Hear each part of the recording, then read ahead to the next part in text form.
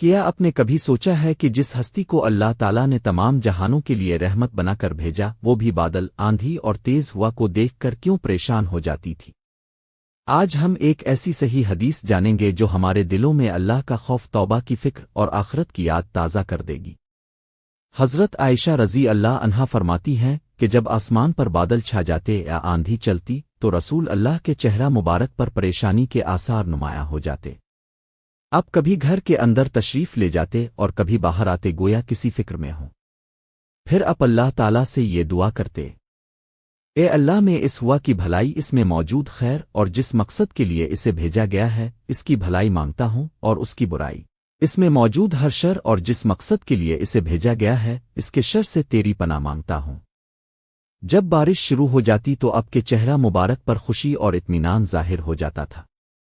حضرت عائشہ رضی اللہ عنہا نے عرض کیا، رسول اللہ، لوگ تو بادل دیکھ کر خوش ہوتے ہیں کہ بارش آئے گی، لیکن آپ کے چہرے پر پریشانی کیوں آ جاتی ہے؟ رسول اللہ نے فرمایا، مجھے کیا معلوم کہ کہیں اس میں عذاب نہ ہو۔ قوم عاد بھی بادل دیکھ کر خوش ہوئی تھی، لیکن وہی بادل ان کے لیے دردناک عذاب بن گیا۔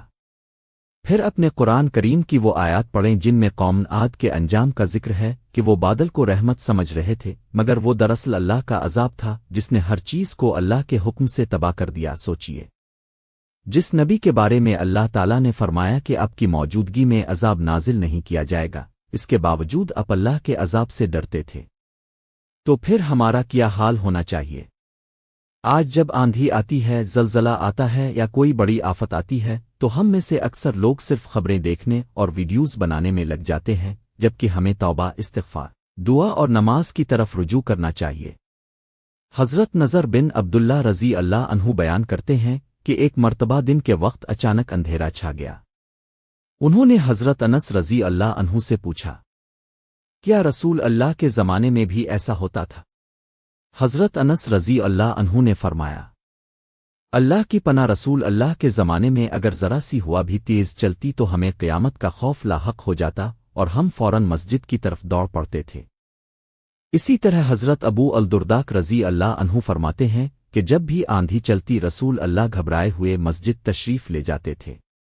یہ احادیث ہمیں سکھاتی ہیں کہ قدرتی آفات صرف ایک موسمی واقعہ نہیں ہوتی، بلکہ یہ اللہ تعالیٰ کی قدرت کی نشانیاں بھی ہیں۔ ایسے مواقع پر ایک مومن کا کام خوف، توبہ، استغفار، دعا اور نماز کی طرف رجوع کرنا ہے، نہ کہ غفلت میں پڑ جانا۔ اللہ تعالی ہمیں اپنے گناہوں سے سچی توبہ کرنے، ہر حال میں اسی پر بھروسہ رکھنے اور رسول اللہ کی سنت پر عمل کرنے کی توفیق عطا فرمائے۔ آمین۔